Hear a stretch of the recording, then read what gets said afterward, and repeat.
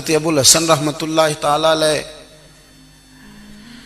حضرت معاذ ابن جبل رضی اللہ تعالیٰ عنہ کے پاس بیٹھا کرتے تھے. فرماتے ہیں ان سے جو پیار بڑھا تو پھر میرا مصلی سے بھی بڑھ گیا. تابعی ہیں. فرماتے ہیں صحابی رسول سے محبت ہوئی تو ذکر سے بھی ہو گئی, پھر درود شریف سے بھی ہو گئی. محبت ان سے بڑھی تو پھر اللہ نے مسجد کا پیار بھی بڑھا دیا. آپ فرماتے ہیں کہ میری ہر وقت طبیعت چاہتی تھی کہ بس اللہ اللہ کروں, بس اللہ اللہ کروں, بس نہ میں ذرا تھوڑی جان چھڑاؤں لوگوں سے, کو 10 منٹ ملے تو میں کچھ 4 نفل پڑھ لوں, میں تھوڑا سا نہ بچوں لوگوں سے, اور مجھے تسبیح ملے تو میں نہ کچھ 400-500 دفعہ استغفار پڑھوں, سبحان اللہ, الحمدللہ, اللہ اکبر, لا حول ولا قوت الا باللہ, میں نہ تسبیحات پڑھوں. فرماتے ہیں کہ بچے تھے گھر میں 6-7, غربت تھی, کام ملتا کوئی نہیں تھا, اور میں کام چور نہیں تھا, کام ڈھونڈتا تھا, پر اللہ کی قدرت کے کام نہیں ملتا تھا.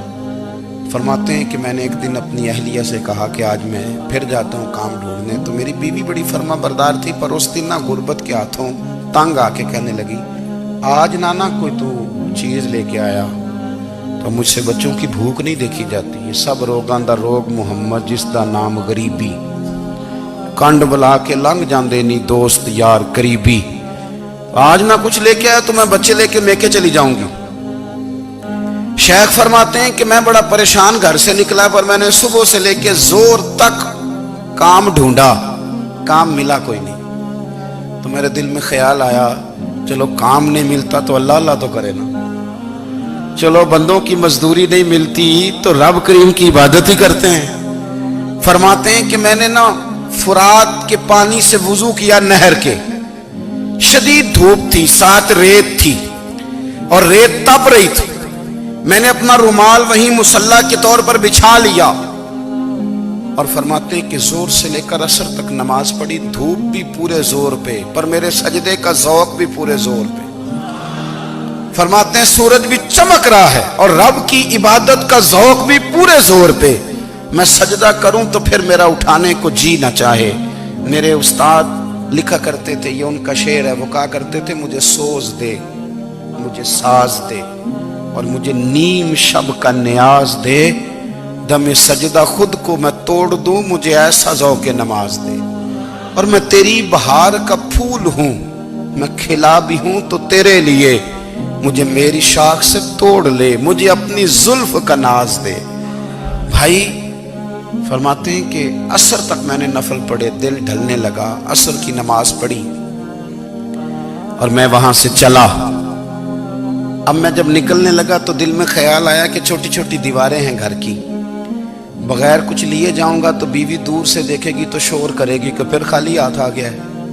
کہتے میں نے اپنی اسی رومال میں جس پہ میں نے نماز پڑھی تھی نا, رومال میں کی آخی دے پنجابی جسافہ کہتے ہیں, اسی میں نا میں نے کچھ ریت بھر لی کہ وہ دور سے دیکھے گی تو سمجھے گی کچھ لے کے آیا ہے, چلو جا کے اسے بتا دوں گا کہ آج پھر مزدوری نہیں ملی.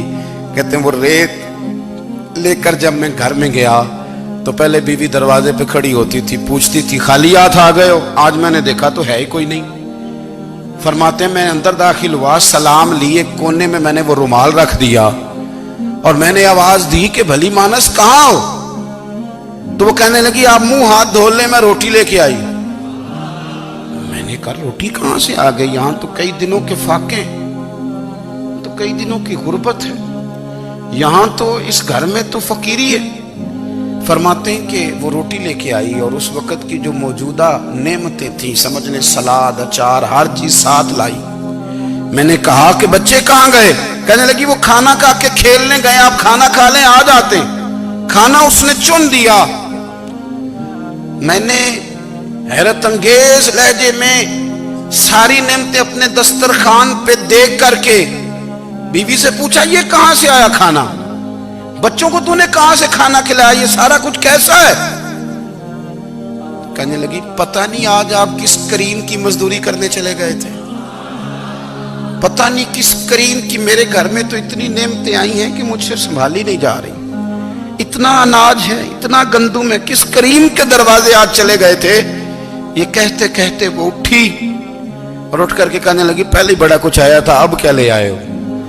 اور جا کر کے نا اس نے وہ ریت والا رومال کھولا کہنے لگے میں تو لے کے آیا تھا ریت، تو میرے رب نے اسے بھی سونے اور ہیرے بنا دیا تھا۔ جب آپ کی توجہ اللہ کی جانب، میرے نبی پاک صلی اللہ تعالی علیہ وسلم نے فرمایا ہر چیز اپنے رب سے مانگ، ہر چیز مانگ، ہر چیز مانگ۔ یا رسول اللہ کیا کچھ؟ میرے محبوب نے فرمایا تیرے گھر میں نمک بھی ختم ہو جائے تو وہ بھی اپنے رب سے مانگا کر، تو مانگنا وہ تجھے دے گا، تو اس کی بارگاہ میں کشکول طلب دراز تو کرنا۔ اور ترمذی شریف میں عجیب لفظ ہے، رسول کائنات نے فرمایا، رب کریم فرماتا ہے جب میرا بندہ ہاتھ اٹھاتا ہے نا تو مجھے حیا آتی ہے کہ میں خالی کیسے لوٹا دوں اس کے۔ اتنے بڑے بادشاہ کی بارگاہ میں، او بھائی لوگوں سے عزتیں تلاش کرتے ہو تو وہ کیا تمہیں عزت دیں گے؟ وہ تو کل اچھا کہتے ہیں پرسوں برا کہنے لگ جاتے ہیں۔ لوگوں کے سامنے گڈ بک میں آنا چاہو گے تو وہ تو سویرے تمہارے بارے میں کچھ کہیں گے، شام کچھ اور کہیں گے۔ اپنی روحانی زندگی آباد کریں، اپنے مسلح کو وقت دیں، اور دنیا سے چھپ کر اس موبائل کو بند کر کے اور اپنے آپ سے بھی چھپ کے اور تنہا ہو کے چھپا کے سارا کچھ اپنے آنسو اپنے رب کی بارگاہ میں پیش کریں، اس کے حضور حاضری دیں۔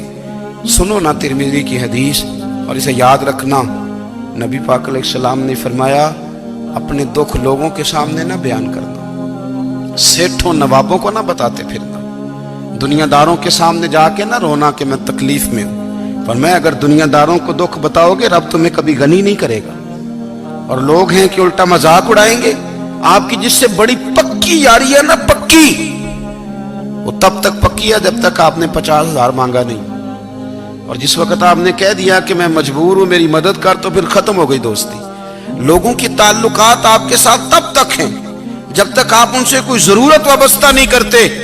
کریم محبوب فرمانے لگے بندوں کے سامنے دکھ نہ بیان کرنا، اللہ تجھے کبھی غنی نہیں کرے گا۔ تو اپنے دکھ اپنے رب کو بتا، تو دعائیں مانگ، تو اس کی بارگاہ میں حاضر ہو، تو اس کے حضور عرض کر۔ فرمایا اپنے دکھ اپنے رب کو بتا، وہ جلدی کرے یا دیر سے کرے تجھے ساری دنیا سے بے نیاز کر دے گا، تجھے کسی کا محتاج نہیں رہنے دے۔